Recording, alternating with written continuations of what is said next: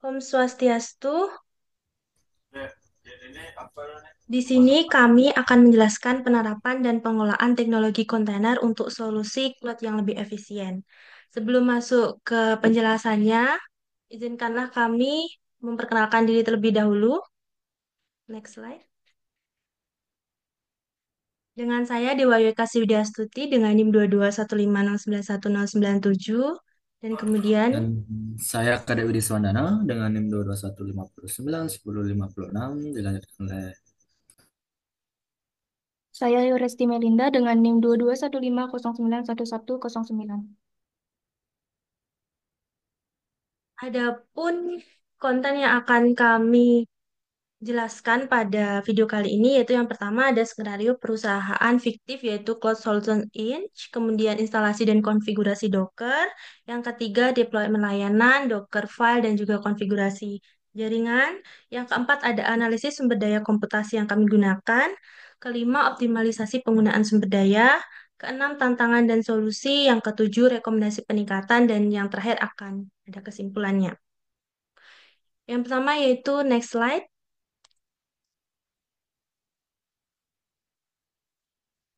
Skenario perusahaan. Cloud Solution Inc. adalah perusahaan teknologi yang menyediakan layanan cloud. Fokus pada efisiensi operasional dan penggunaan sumber daya komputasi yang optimal. Untuk mencapai tujuan ini, perusahaan akan mengadopsi teknologi kontainer dengan Docker untuk mengelola aplikasi dan layanan utama. Docker memungkinkan pengemasan layanan web dan juga database dalam kontainer yang terisolasi, memastikan stabilitas dan konsistensi di berbagai platform.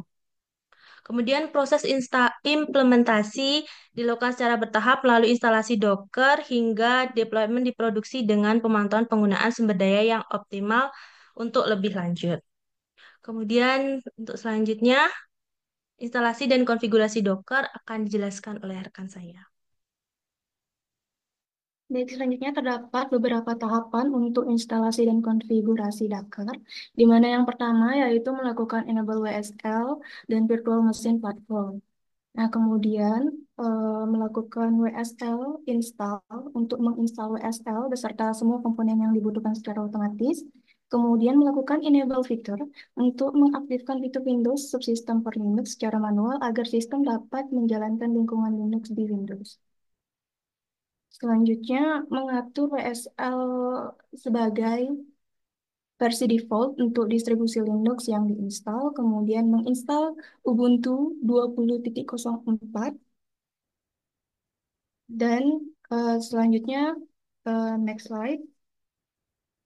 Nah, selanjutnya yaitu menjalankan sudo apt update digunakan untuk memperbarui daftar paket pada sistem berbasis Linux, kemudian melakukan sudo apt install certificate software properties ini untuk menginstal dan mendukung pengelolaan repository dan komunikasi yang aman melalui protokol HTTPS. Selanjutnya yaitu download docker.com. Ini digunakan untuk mengunduh CPCK dari Docker official dan menambahkannya ke sistem. Selanjutnya yaitu menjalankan sudo apt update untuk memperbarui daftar paket dari repository Docker. Kemudian menjalankan sudo apt install Docker. CMY digunakan untuk menginstal Docker Community Edition. Dan melakukan sudo service Docker start untuk memulai layanan Docker di sistem. Selanjutnya yaitu sudo system ctl enable Docker, di mana perintah ini mengatur Docker agar secara otomatis berjalan setiap kali sistem dihidupkan. Kemudian yang terakhir yaitu Docker min version, di mana perintah ini untuk memeriksa versi Docker yang terinstall di sistem. Next slide. Nah, selanjutnya terdapat deploy layanan dan Docker file serta konfigurasinya, di mana kami melakukan langkah konfigurasi dengan membuat directory, kemudian masuk ke dalam root folder. Setelah itu membuat file Docker Compose YAML sebagai file konfigurasi Docker Compose untuk mendefinisikan layanan jaringan dan volume yang diperlukan dalam project. Nah, file ini akan digunakan untuk menjalankan dan mengelola beberapa kontainer secara bersamaan. Dilihat pada gambar itu terdapat struktur folder yaitu Cloudinst menjadi root folder yang terdapat folder Nginx dan WordPress. Kemudian terdapat beberapa layanan yang telah dibuat yaitu Nginx, MySQL, WordPress, dan juga Container. Nah, untuk penjelasan lebih lanjutnya akan dijelaskan oleh rekan saya, Widi. Baik, terima kasih atas kesempatan yang telah diberikan. Di sini saya akan langsung mempraktekkan untuk apa nih instalasi atau deploy dari Docker tersebut. Yang pertama kan saya akan mematikan Docker yang telah berjalan sebelumnya. Eh, Sebelum itu supaya kelihatan lebih bagus, kita akan membuat terminal baru. Kita akan masuk ke WSL dan kita akan melakukan masuk ke dalam root. Habis itu kita mencari root folder kita. Pertama kan kita harusnya membuat seperti dijelaskan oleh Ira tadi, itu adalah membuat folder untuk tempat proyek kita. Dan itu kami membuatnya dalam Cloud Inch begitu. Sebentar. Oke, baru sebentar.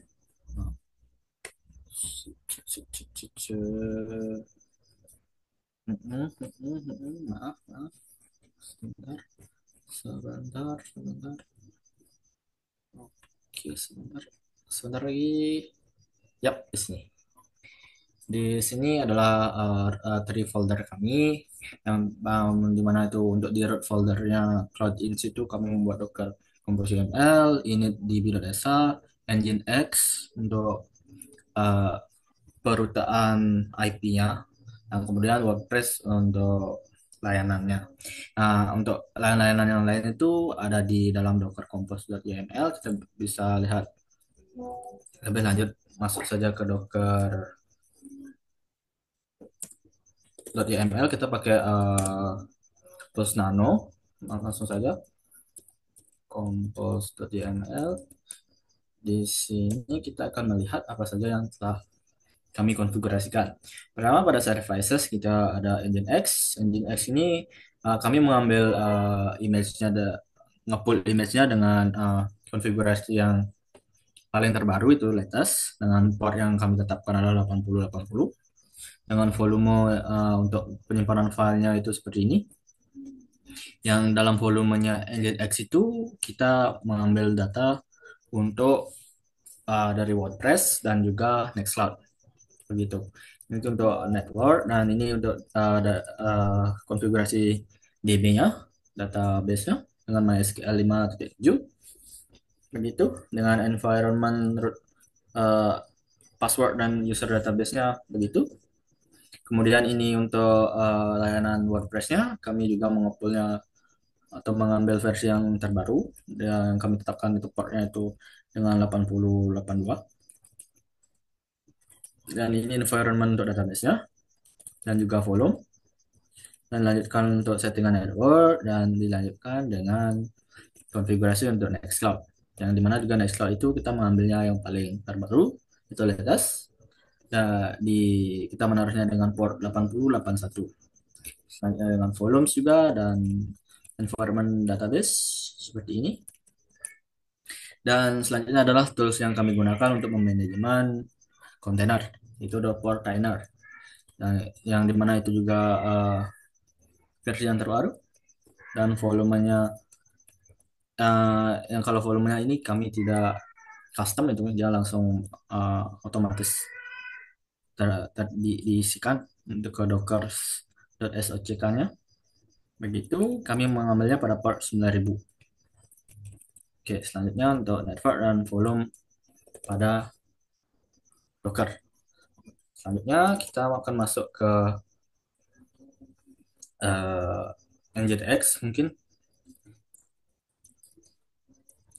Uh, di sini hanya ada perutaan, jadinya sebentar, mungkin akan membuat yang lama. Default. Ah, di sini untuk perutaan. Nah, yang pertama itu kan ini untuk Nginx dia berbasisnya pada server FTP itu untuk web server. Dia itu akan listen pada port 80. Yang untuk server name-nya kita pakai localhost dengan limitasi body size itu 1000 megabyte. Ini pada lokasi untuk pengaksesan reverse proxy pada WordPress. Yang di bawahnya itu untuk Nextcloud. Sedangkan ini untuk redirect dan untuk menguji WebSocket dan koneksi. Selanjutnya kita kembali dulu pada root awal dan kita akan masuk pada ini db.sh. db.sh. Maaf. Oke. Untuk di sini adalah kita untuk memastikan pada kalau nggak salah pada Nextcloud gitu. Pada Nextcloud untuk memastikan gitu sebelum runningnya harus ada create usernya pada database Nextcloud-nya supaya tidak terjadi masalah pada pengoperasian Nextcloud kalau nggak salah. Selanjutnya itu kalau untuk Nextcloud dan gininya, untuk WordPress-nya itu kami tidak setting apapun, itu langsung diinstal inisiasikan langsung oleh cloud, maaf, oleh Docker untuk Docker config-nya, Docker compose.yml. Dia langsung menginisiasi dengan kita langsung kan start dengan apa tuh?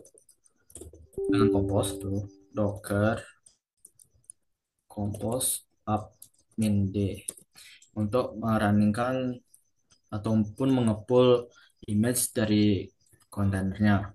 Untuk melihat image yang terrun atau berjalan, kita dapat menggunakan Docker ps. Itu kita bisa melihat Docker-Docker mana yang berjalan dan juga port-portnya. Begitu.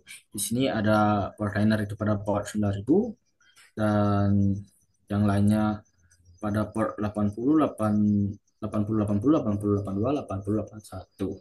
Baik, selanjutnya kita akan lihat saja pada sebentar. Eh, Sebentar kita akan lihat di oke, sini saja. Oke, maaf terlalu banyak tab. Oke, sebentar. Aduh, hilang lagi. Oke, maaf agak lama. Oke, langsung saja kita pakai localhost. Ini untuk pengetesan 9000 itu kita pada portainer. Itu ada admin yang telah kami buat tadi dengan passwordnya itu admin. Oke, oke. Dari sini kami dapat memonitoring apa-apa yang ada pada Docker kami.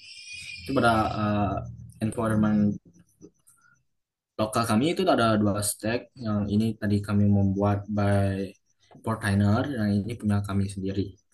Gitu. Nah, ini kita dapat memonitoring Docker yang running ataupun kontainer yang mati gitu. Dengan port dan IP yang ada kelihatan. Dan juga image apa saja yang kita pull di sini. Itu kita bisa melihat bahwa ini portnya mengarah ke layanan Docker yang telah kami setting.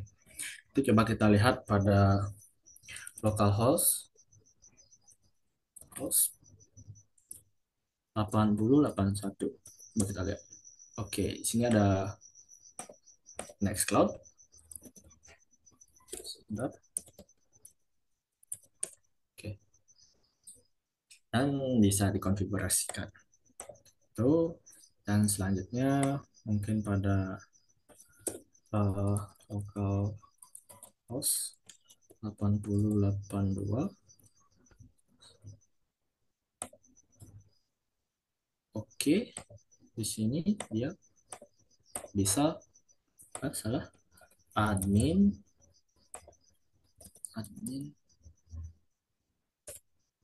Oh, tapi dia mau begitu. Maaf, kami lupa passwordnya. Yang penting itu tanyanya dia sudah mau. Baik, langsung saja kembali ke moderator untuk penjelasan selanjutnya di materi.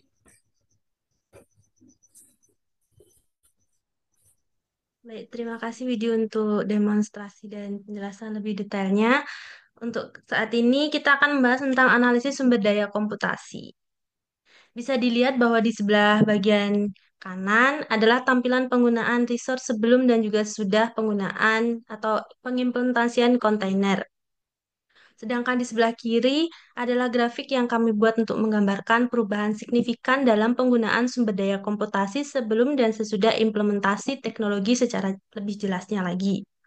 Adapun tiga matriks utama yang kami analisis yaitu yang pertama penggunaan CPU, yang kedua penggunaan RAM, dan yang ketiga penggunaan disk I/O. Penerapan kontainer dalam pengelolaan layanan berhasil meningkatkan efisiensi operasional melalui pengurangan beban pada ketiga metrik tersebut. Yaitu yang pertama bisa kita lihat penggunaan CPU sebelum implementasi kontainer, penggunaan CPU pada tingkat sekitar 90%. Hal ini menunjukkan bahwa proses-proses yang berjalan pada sistem memakan banyak waktu pemrosesan.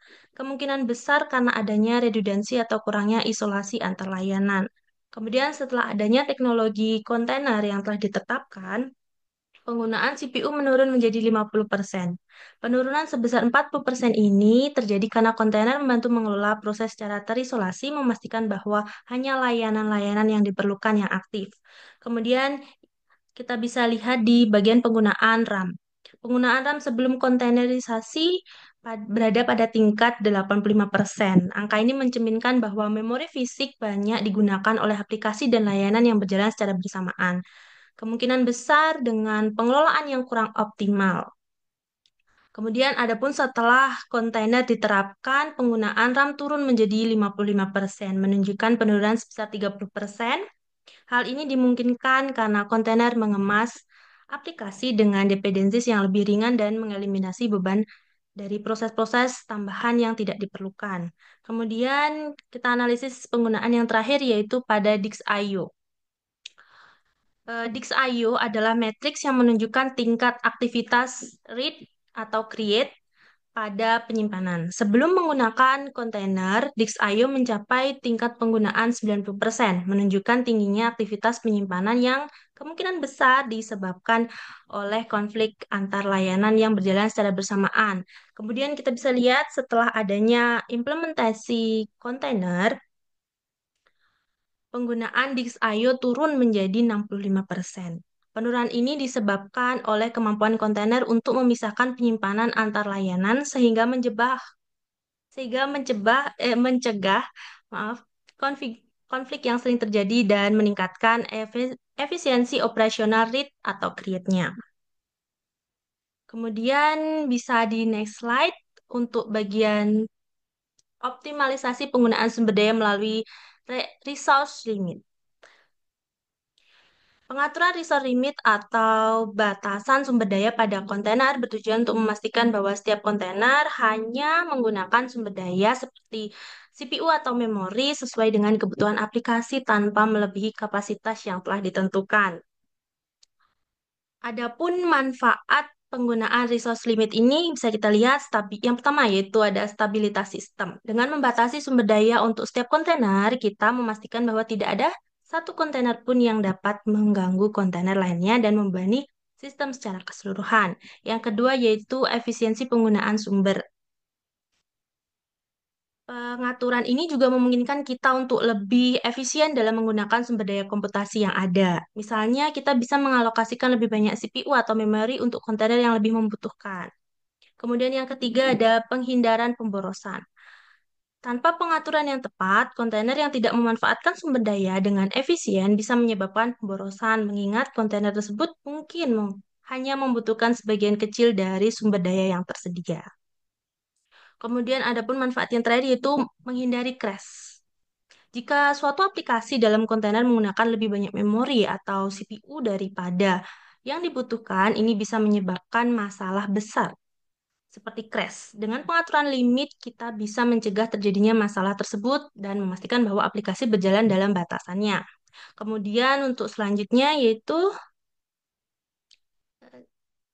Adapun tantangan dan solusi selama kita melakukan implementasi Docker ini. Yang pertama yaitu pengelolaan sumber daya komputasi yang efisien. Adapun tantangannya saat menjalankan banyak kontainer secara bersamaan, seringkali muncul masalah pembagian sumber daya. Seperti yang saya bilang sebelumnya, pada bagian optimalisasi, bahwa memori kadang tidak cukup atau CPU-nya juga terlalu banyak memakan.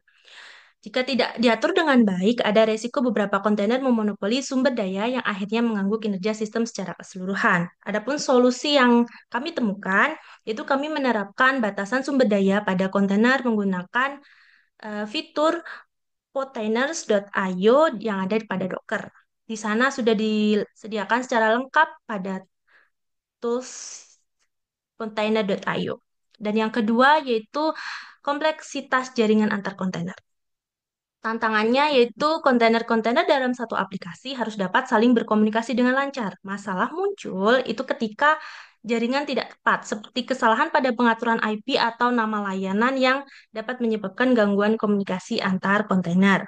Adapun solusi yang kami temukan, yaitu yang pertama dilakukan secara manual. Jadi kita melakukan IP-nya secara manual dan yang kedua kami menggunakan fitur portainer.io untuk mengurangi kesalahan pada pengaturan IP atau nama layanan yang dapat menyebabkan gangguan komunikasi antar kontainer. Kemudian tantangan dan solusi yang terakhir yaitu manajemen deployment yang kompleks. Tantangannya yaitu mengelola banyak kontainer sekaligus, terutama saat mereka saling bergantung satu sama lain menjadi tantangan yang sangat besar. Proses manual seringkali rawan kesalahan dan membuat waktunya cukup lama. Adapun solusi yang kami temukan lagi, yaitu kami menggunakan fitur container.io lagi untuk mengelola kontainer secara otomatis. Pada container.io ini bisa membantu dalam hal melakukan deployment layanan hingga pengelolaan kesehatan kontainer. Untuk selanjutnya,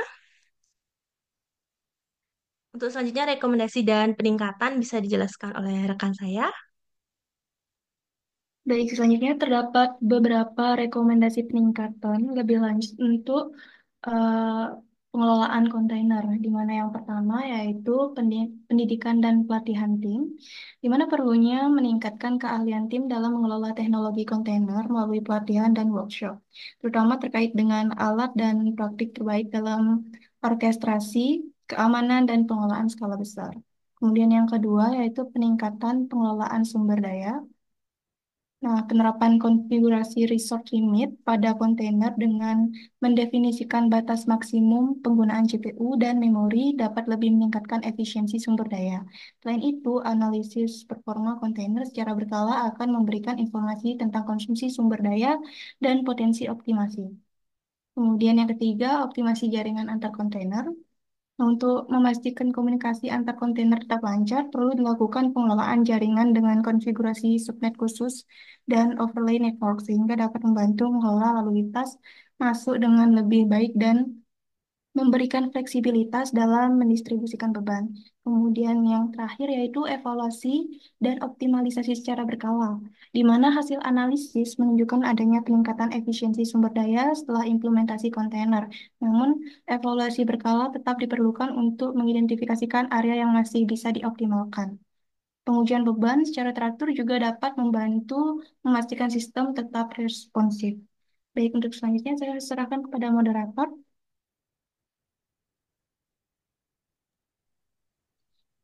Baiklah, di sini sebelum saya menutup presentasi, adapun kesimpulan yang telah kami buat selama implementasi ini berjalan, yaitu Docker memberikan solusi efisien dan fleksibel untuk pengelolaan aplikasi di Cloud Solution Inc. Teknologi ini mengoptimalkan penggunaan sumber daya, meningkatkan probabilitas, mempercepat pengembangan dan deployment, serta mendukung skala layanan sesuai kebutuhan. Dengan fitur seperti Docker Compose dan pengaturan batasan sumber daya, perusahaan berhasil menciptakan sistem yang hemat biaya, stabil, dan siap menghadapi kebutuhan operasional di masa depan. Kontainer, implementasi kontainer terbukti menjadi langkah strategis untuk efisiensi dan kualitas layanan. layanan yang lebih baik. Baik, eh, sekian dari kelompok kami. Untuk lebih jelasnya, sudah kami cantumkan pada makalah, dan kurang lebihnya mohon maaf. Saya tutup dengan Parama Santi. Om Santi, Santi, Santi.